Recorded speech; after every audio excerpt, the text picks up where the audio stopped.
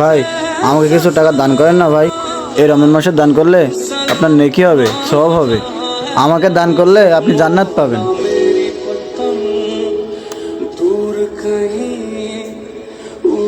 ভাই, ওই যে সরকারি 5 তলা বিল্ডিংটা, ওইটা আপনাকে দান করলাম, আপনি ওটা নিয়ে নেন, যান। ভাই ওই সরকারি 5 তলা বিল্ডিং কি আপনার? না ভাই, ওই বিল্ডিং তো আমার না, কিন্তু ভাই জান্নাত কি আপনার? আপনি মানুষের কাছ থেকে দান চেয়ে তার মঙ্গলের জন্য দোয়া করতে পারেন, তার সুস্থতার জন্য দোয়া করতে পারেন। আপনি একজন মানুষকে কিভাবে জান্নাতের জন্য আশাবাদী করেন, ঠিক যেমনটা ওই বিল্ডিংটা আমার না, আমি আপনাকে দিলেও আপনি চাইলেও সেটা নিতে পারবেন, ঠিক তেমনি জান্নাতও কিন্তু আপনার না।